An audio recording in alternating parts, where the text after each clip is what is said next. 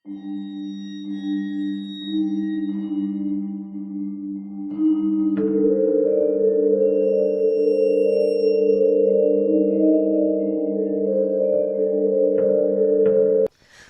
නම් කවදාවත්ම ගොඩ යෑමක් නැහැ. අපිව මරාගෙන කාපන්. ඉස්කෝලේට යන්න එපා. කටි පැන පැන හිඳපන්. තේරෙන වයසේ ඉඳලම කනට හුරුපුරුදු ඒ වචන තරුණයෙක් වෙනකොට මාව නතර කළේ උපන් ගමෙන් ටිකක් දුර ඈත පළාතක නතර කරලමයි. ඇත්තටම උඹට ගමේ යන්න උමනාවක් නැද්ද බං? මගෙත් එක්ක වැඩ කරපු සමහර අය ඇහුවේ කොළොප්පමට වගේ. ගම, ගෙදර අම්මා තාත්තා, ඒ අය කොහෙද? මොනව කරනවැද්ද? ඒ ගැන හිතන්න, තැවෙන්න මට උවමනාවක් නැති තරමට කලකිරිලා හිටිය මගේ රස්සාව උනේ මහවැලියෙන් වැලිගොඩ දාන එක. එහෙම හොයාගන්න කීය හරි කෑමටයි බීමටයි වියදම් කරලා කීයක් හරි අතේ ඉතුරු කරගන්න එක මගේ පුරුද්ද. ඔය විදිහට කාලයක් ගෙවිලා අවුරුදු 16ක් වගේ ගිහින් මගේ ජීවිතේ වැලි තොටුපළටම සින්න වුණා වගේ ආනන්ද මුදලාලිගේ හොඳම ගෝලයා වුණේ මුදලාලි කියන ඕනම දෙයක් දෙපාරක් හිතන්නේ නැතුව කරන නාහෙට අහන්නේ නැති මගේ හිතුවක්කාර ගතියට මුදලාලි බොහෝම කැමති වුණ එකත් එක හේතුවක් නිසායි. දවසක් මහරෑ වාඩියේ හිටිය මං හැරිලා බලන්නේ මුදලාලිගේ කැබ් එකේ සද්දෙට. එයා හිටියේ ටිකක් කලබල වෙලා, බය වෙලා. සුබනේ මේ ආපන්. උඹ විතරයි මට විශ්වාස කරන්න පුළුවන් එකෙකුට ඉන්නේ. බරෙන් ඉක්මන් කරා. එයා මාවත් කලබල කරවලා ගිහින් කැබ් එකේ තට්ටුවෙන් බිමට බාගත්තේ ගෝණියක දාලා ගැට ගහපු විශාල පොතියක්. ඒකේ තන තන ලේ පැල්ලම්. මුදලාලි මේ කවුද? මේ මොකද? මේ ඇතුලේ ඉන්න කෙනාට පඩ තියනවා වගේ මුදලාලි. මං ගොත ගහනවා. මේ ප්‍රශ්න අපන් පස්සේ ඉක්මනට අර කළු ගල් 3-4 කරන් වරේ. ඒ අනට කීකරු වෙනව ඇරෙන්න වෙන දෙයක් මන් දැනගෙන හිටියේ නෑ. ගැට ගහලා තිබ්බ ගෝණියේ කට ලෙහාපු මුදලාලි බර හිටින්න කළු ගල් දාලා ගෝණි පොදිය උස්සලා ඔරුවකට දාගෙන ගඟ දිගේ සෑහෙන දුරක් පහළට ගෙනihin වතුරට අතාරිනකොට මහ පාන්දර වෙලා. මුදලාලි හිටියේ බය වෙලා, කලබල වෙලා වුණාට ඔරුවෙන් බැහැලා ගොඩට ආවම හැසිරුනේ විශාල හිස රදයකින් බේරුණා, ගැලවුණා වගේ. සුබනේ උඹ මේක රහසක් විදියට රැකපන්. මම බලාපොරොත්තු වෙන්නේ එච්චරයි. මුදලාලිගේ ඉල්ලීම එහෙම වුණාම මං එයාට ස්ථීර පොරොන්දුවක් දුන්නා. කපලක් ගඟට දැම්මත් රහස රහසක් විදිහටම තියෙන බවට.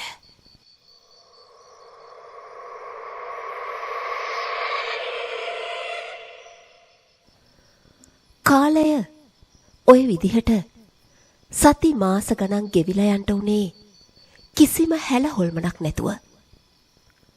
ඒත් දවසක් පල්ලෙහා තොටුපොලක වැලිගොඩ දාන්න උන්ට මලකුණක් හම්බෙලා. ඒක ගල් දාලා ගිල්ලවලා තිබිලලු. ආන් සෙනක සූගාලා පොලිසියනුත් ඇවිල්ලා. එහෙම කියාගෙන අපේ වාඩියේ එකෙක් කලබලෙන් ආවම මගේ කටේ තිබ්බ බීඩිතුම පිට උගුර ගිහින් කැස්ස හැදෙන්න වැඩි වෙලාවක් ගියේ නෑ. ආරංචිය හරියටම හරි. අපි ගඟ මැදට දැම්ම මලකුණ මාස 6කට පස්සේ කරලියට ඇවිල්ලා තිබ්බේ මුදලාලිව පිස්සු හදන තරමට කලබල කරලා. සමහර අවස්ථා තිබුණා මං රහස වෙන කිසිම කෙනෙකුට කිව්වේ නෑ කියලා නිකරුණේ දිවුරන්ට සිද්ධ වුණා. බලපං උන්ට හාරන්න වෙන තැනක් තිබ්බෙම නැද්ද? මුදලාලි එහෙම කියලා හිත හදා ගන්නවා. ඒත් ඒ විදිහට කියලා දවස් 2ක් නැත්නම් 3ක් ගෙවෙන්න ඇති. මහ රෑක මං ඇහැරෙන්නේ මූණට දැනුණු තද හීතලකින්. මගේ මූණ පුරාම වතුර. නිකම්ම වතුර නෙවෙයි. වැලිත් කලවම් වුණු වතුර. ඒ වෙනකොට මං පදිංචි වෙලා හිටියේ ගඟ පේන ඉසව්වේ හදපු පොඩි ගෙදරක. මං ඇරෙන්න වෙන කෙනෙක් හිටියානම් ඒ තොටුපොලේ ඉඳලා හවසට මගේ පිටිපස්සෙන්ම එන බලු රෑන විතරයි. උන් ඒ මොහොතේ එක දිගට කාටදෝ බුරාගෙන පනින්න වුණාම මොකෙක් හරි අනවශ්‍ය විහිළුවක් කෙරුවා කියන සිතුවිල්ලෙන් මං ඉස්සරහ දොර ඇරගෙන එළියට බැස්සේ. මොකද යකෝ ඕන් නැති විහිළු කරන්නේ? එහෙම කියලා ටිකක් සැරට අහගෙනමයි. ඒ සද්දෙට ගෙදර කුස්සියේ හිටිය කවුරු හරි කලබල වෙලා වගේ දඩ බඩ ගාගෙන වලං කීපයක් බිම අතෑරෙන හඬ ඇහුණාම ඉවසීමේ සීමාව පැන්න මම අතට අහුණු යකඩ පොල්ලක් උස්සන් කුස්සියට දිව්වා. ඒත් එතන කිසිම කෙනෙක් නැහැ. නමුත් වලං කීපයක් බිඳිලා තිබුණා. වැලි මිශ්‍ර වුණු වතුර තැන් තැන්වල තිබුණා. හරියටම කාගේදෝ අඩිසටහන් වාගේ. හිත අමෝතුම විදිහට කලබල වුණේ එක අඩිසටහනක් ළඟ ගුලි වෙලා වැටිලා තිබුණු ගෝණි නූල් කීපයක් නිසා. ඔව්, ඒ දිරලා යන ගෝණියක නූල්. කාලයක් වතුරේ තිබිලා දිරාපත් වෙලා. එකම පාර සිහියට ආවේ මුදලාලි එක්ක එකතු වෙලා ගඟට වීසි කරපු මිනිහ. නූල් ටික අල්ලලා එළියට වීසි කරලා මහා හඬින් දොර වහගෙන ඇවිත් අත් දෙකෙන්ම ඔළුවට ගහගන්න ගමන් මං කල්පනා කරන්න වුණා. තමුසිට පිස්සුද සුමනේ? ඔය හිතේ තියෙන බය නැති කරගනින්. එහෙම නොවුනොත් අපි දෙන්නම ගස්. පහුවදා කතාව අහගෙන හිටිය මුදලාලි එහෙම කිව්වේ යම්කිසි බයකින් වාගෙම තරමක තර්ජනයෙන්. බලා ඇඟේ අමාරුවටයි හිතේ අමාරුවටයි කියලා හැමදාම හැන්දෑවට කසිප්පු ගහනවා. ඊට පස්සේ විකාර පේන්න ගන්නවා. පිට වෙලා යන්න පෙර මුදලාලි ඒ ටික කීවේ ටික දවසකට තොටුපළට යන්නේ නැතුව මොනවා හරි ගෙනල්ලා හොඳට උයාගෙන කාලා ටිකක් විවේකෙන් හිටපන්. එහෙම කියලා මගේ අතට මුදල් නෝට්ටු කීපයක් ගුලි කරා. මං කවදත් මුදලාලි කියපු දේ කෙරුවා. ඉතින් තොටුපළට යන්නේ නැතුව එදා හොඳට උයලා කාලා නිදාගත්තා. ඒත් කලින් දා රෑ වගේම මගේ මූණ පුරා වතුර, වැලි, බලු රෑන බය වෙලා වගේ එක දිගටම බුරන බිරිල්ල. කුස්සියේ බඩමුට්ටු පෙරලිල්ල සිද්ධ වුණේ හිත පිස්සු වට්ටනා තරමට. සරමත් කොනකින් උස්සගෙන එළියට බැහැලා බැලුවේ වැලි තොටුපළ දිහා. යාන්තම් එළියක් පත්තු වෙනවා. ඒත් ඒ මොහොතේ කිසි කෙනෙක් එතන ඉන්න විදිහක් නෑ කියලා දන්න මම යකඩ පොල්ලත් විදුලි පන්දමත් අතට අරගෙන ඝන අන්ධකාරෙම ටික ටික එතනට කිට්ටු කලේ වේගෙන් ගලාගෙන යන ගඟේ සද්දේ මායිම් නොකර. යාන්තම් දැක්ක පන්දම් එළියවත් ඒ වෙනකොට එතන නෑ. ඒ වෙනුවට ගම් ඉවුරේ නවත්තලා තිබ්බ ඔරුවක් දඩ බඩ ගාලා හෙල්ලෙන්න උනේ කවුරු හරි එකෙක් ඔරුවට පැනගෙන හැංගුණා වගේ. මොකාද? ඕන නැති විහිළු කරන්න එපා. කවුද උඹ? මොකෝ හොරෙන් වැලි අදින්න ආවද? එහෙම අහගෙන මං එක අතකින් යකඩ පොල්ල උලුක් කරගෙන අනික් අතේ තිබ්බ විදුලි පන්දම ඔරුව දිහාට එල්ල කරා. කිසි කෙනෙක් නැහැ. ඒත් ඔරු කඳ ඇතුලේ කවුදෝ දඟලනවා. ඉක්මන් කරලා ඇතුළට පන්දම් එළිය ලං කරා.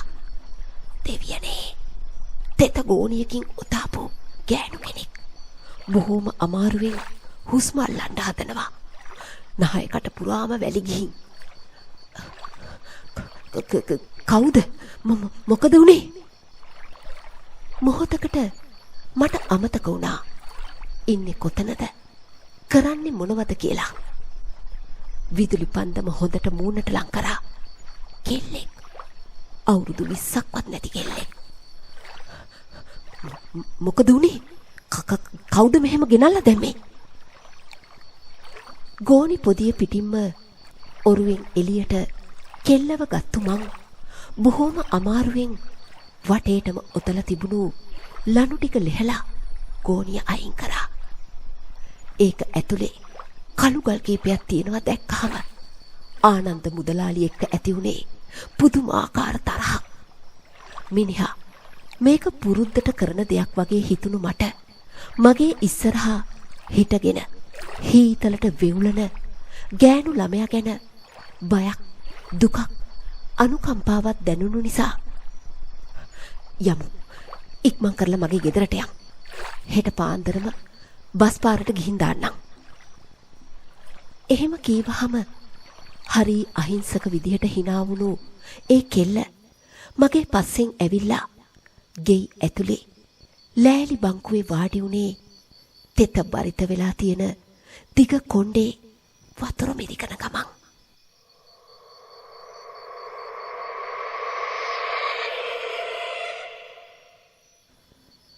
සන්තකයටම තිබුණු තුවාය කෙල්ලට දික් කරපු මම ඉක්මන් කරලා කහට කෝප්පයක් හදලා ළඟින් තිබ්බේ විස්තර අහන ගමන්. අහන කිසිම දෙයකට උත්තර නොදුන්නු කෙල්ල කෙරුවේ කකුල් දෙක අස්සේ ඔළුව ගහගෙන ඉක්කි ගහලා අඬපු එක. මෙච්චර වෙලා උඩු බුරාගෙන පොර කාගෙන දඟලපු බලු රෑන මීයකට පිම්බා වගේ ඉන්නේ උන්ටත් කෙල්ලගේ ඉකිබිඳිල්ල ඇහුණු නිසාදෝ කියලා හිතුණා. වැඩි සද්ද එපා නංගියේ. මෙව්ව මගේ තැන් නෙවෙයි. මේ ආනන්ද මුදලාලිගේ තැන්. එකෙක් මරපු එක තව එකෙක් මරන්න දෙපාරක් හිතන්නේ. අනික මොන පිනකට හරි නංගි ආපහු ගොඩ පීනලා තියෙනවා. එහෙම නැති වෙන්න සදහටම ගම්පතුලි තමයි. මං කියවන් යන්න උනා. ඒ වචන ටිකට කෙල්ල මගේ මූණ දිහා බලලා ආයිමත් හරි අහිංසකව hina වුණා. ඒකේ hina වෙනකොට කම්බුල් දෙපැත්තේ වල ගැහෙන්නේ බොහෝම අපූර්වට. දුප්පත් කම එක්ක ලස්සන කියන්නෙම කරුමයක් කියලා තේරුම් යන්න මට වැඩි වෙලාවක් ඕන උනේ නැත්තේ ඒකිගේ ඉදිරියට නිරාගෙන ඇවිල්ලා තිබුණු බඩ දැක්කමයි. දෙයනේ, ඒකි බඩින් මුදලාලියා මරන්න හදලා තියෙන්නේ බඩදරුවම් එක්ව. හිතට දැනුනේ බොහෝම දුකක්, කලකිරීමක්, බයක්. ගම කොහෙද නංගියේ? අම්මා තාත්තා මේ විස්තර දන්නවද? බස් එකට නෙවෙයි. මං හෙට ගෙදරටම ගිහින් ඇරලන්නම්. පාන්දරින්ම යමු. උවමනා උනේ කවුරු හරි දැකලා මුදලාලිගේ කනට ආරංචිය යන්න කලින් කෙල්ලව පරිස්සමට පිටත් කරලා අරින එක. එදා මං කෙරුවේ ඌරගේ මාළු ඌරගේම පිටේ තියලා කපනවා වගේ මුදලාලියාගේම මෝටර් සයිකලයක් පිටිපස්සට කෙල්ලව නග්ගගෙන ගමන පටන් ගත්ත එක. වචනයක්වත් කතා නොකර හිටියේ ඒකි. කෙලින්ම වාරියපොළ මණ්ඩලයේ කිට්ටු අයියේ. එහෙම කිව්වේ බොහෝම අසරණ හඬින්. කිලෝමීටර් 10ක් 12ක් යන්න ඕන ගමන වුණාට මොකද කීප සැරයක්ම මට නවත්තන්න සිද්ධ වුණේ කෙල්ල වමනේ දාන්න උන නිසා. ඒ කිබඩට අත තියාගෙන කීප වතාවක්ම වමනේ දානකොට දැක්කේ හිස පැලිලා ලේ එනවා කියන්න. එන ලේ මිදිලා කොණ්ඩගස් එක ගුලියට ඇලිලා. ගෙදර යන්න ඉස්සර හොඳ නැද්ද බෙහෙත් ටිකක් දාගෙන හිටියොත්. හිතට දැනුණු අවංක අනුකම්පාවට මං ඒ විදිහට කීවට කෙල්ල කෙරුවේ යාන්තම් hina වෙන එක. ඊට පස්සේ මට දැන් වෙන කොහෙවත් යන්න ඕනේ. අම්මා ගාවට යන්න ඕන. ආනන්ද ස්ටෝස් එකේ වැඩට යනකොට අම්මා හරි අකමැති වුණා. වටෙන් පිටින් මුදලාලි ගැන ඇහුණු ආරංචි නරකයි කියලා. කෙල්ල කියවනවා. උස් බඩ දිහා ටිකක් බලන් හිටියේ මං ඇහුවේ දරුවා මුදලාලිගෙද කියලා. ඒකට නම් කෙල්ල මහා හයියෙන් hina වුණා. hina වෙලා මේ වතුරයි වැලි මේ වමන යන්නේ ඒවා. මුදලාලිය මට කරදර කරන්න හැදුවා. උගෙන් බේරෙන්න දැඟලුවා. මගේ ඔළුව බිම වැදුනා. සිහිය එනකොට මං හිටියේ ගෝණියක් ඇතුලේ. එහෙම කියලා ආයිම මහ හඬින් වමනේ කෙරුවේ හිතට අමුතු බයක් එක් කරවලා. ඉස්පිරිතාලෙකට යන්න බෙහෙත් ටිකක් ගන්න කෙල්ලට කිසිම ඌමනාවක් තිබුණේ නැහැ. අම්මා බලන්න යන්න ඒකිට තිබුණේ පුදුම හදිස්සියක්. යාන්තම් එළිය වැටීගෙන එනකොට මම මෝටර් සයිකලේ නැවැත්තුවේ කෙල්ලගේ ගෙදර ඉස්සරහා. අලුත් ගෙදරක්. හරි ලස්සනට හුණු පිරියම් කරලා අලුතෙන්ම උළු තියලා බොහොම පිළිවෙලට හදපු ගෙයක්. බයිසිකලේ සද්දෙට ඉස්සරහා දොර ඇරගෙන ආවේ ඔසරියක් ඇඳගත්තු ගෑනු කෙනෙක්. දෙවියනේ මගේ දුවේ කොයිද රත්තරනේ ගිහින් හිටියේ? උඹට මොකද්ද උනේ? ඒ අම්මා කෙල්ලව බදාගෙන අඬන ගමන් අහන්නේ මගේ දිහාත් බලන ගමන්. මේ අයියා මාව ගෙනත් ඇරලුවා අම්මා. කෙල්ල විස්තර කියනකොට මගේ අත් දෙකම බොහෝම ලෝභකමට බදාගත්තු ඒ අම්මා උඹට බොහෝම පිං මාය පුතේ. බොහෝම පිං. මං මග බලන් හිටියා කොයි මොහොතෙම හරි මගේ කෙල්ල ඒවි කියලා. උඹව හැදු වැඩු දෙමාපියන්ට පිං පුතේ. ආපහු බයිසිකලේට නගිනකොට ඒ අම්මා කියපු අන්තිම වචන කීපය මුරණ්ඩු මගේ හිත පුදුම විදිහකට හීලෑ කළා. අම්මා තාත්තා. ඔව්. මට ගෙදරට යන්න හිතුණා. ඒ අයව බලන්න, දකින්න ආස හිතුණා.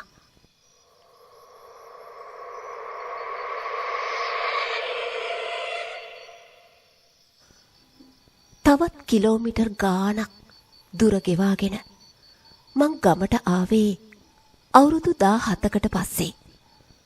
වටපිටාව, ගෙවල් දොරවල්, පාරවල් සෑහෙන්න වෙනස් වෙලා. ඒත් මහ ගෙදරට යන පාර, මහ ගෙදර වැලි මිදුල ඒවා එහෙමමයි.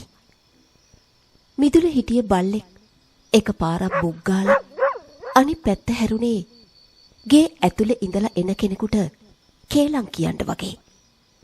ඒ තාත්තා කොණ්ඩේ ටිකක් සුදු වුණාට, ටිකක් කෙට්ටු වුණාට එයාව අඳුනගන්න අපහසු වුණේ නෑ.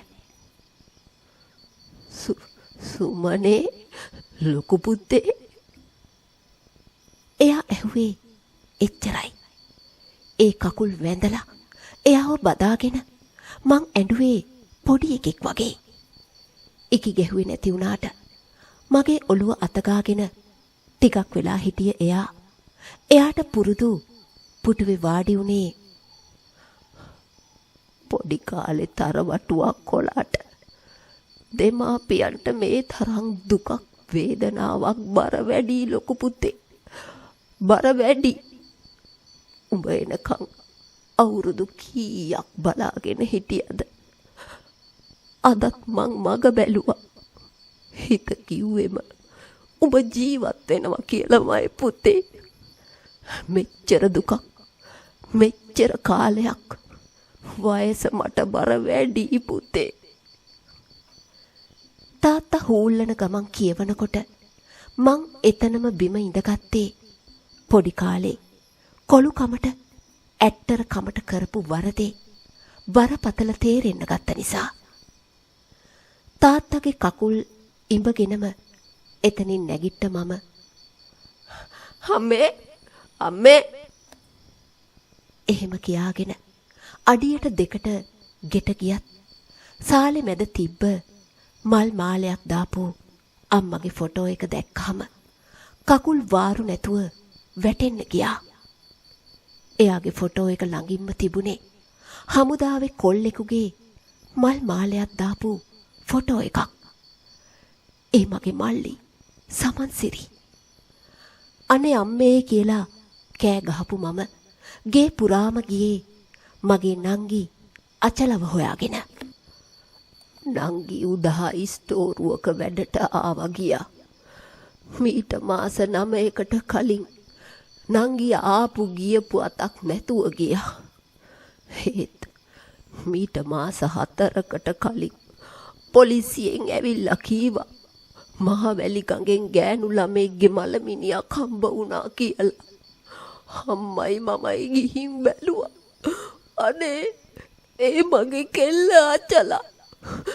ඒ කිව අඳුර ගන්න පුළුවන් උනේ අතේ තිබුණු වලල්ලෙන් වම් පැත්තේ නලදත් දෙකෙන්.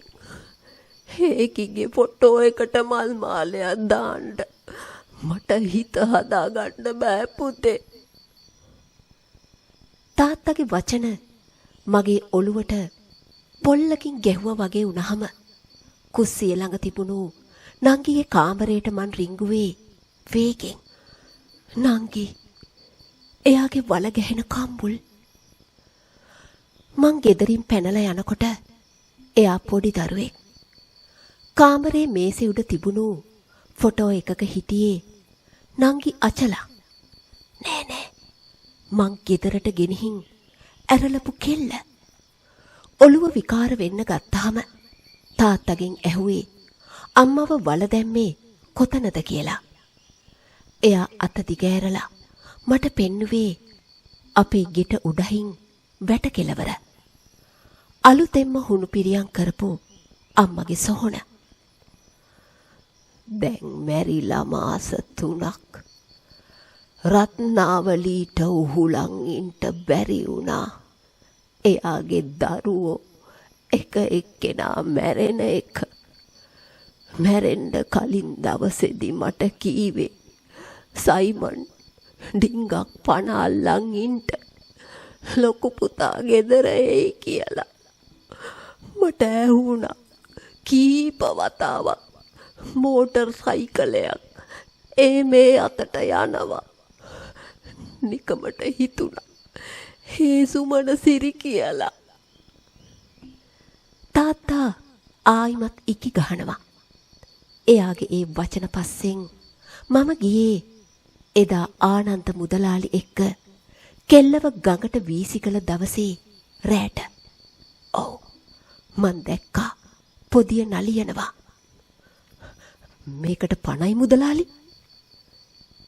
එහෙම කීවහම මගෙන් කුණුහරුප අහන්නේ නැතුව ඔය පැත්තෙන් අල්ලපන් සුමනසිරි කියලා ගෝනි පොදිය උස්සපු මුදලාලි ගඟ මැදට ඒක අතෑරපු විදිය මගේම නංගිව පණ පිටින් ගඟට උස්සලා දාන්න මං හවුල් වුණා නේද කියලා තේරුම් ගියාම මං කෙරුවේ කෑ ගහලා අඬපු එක.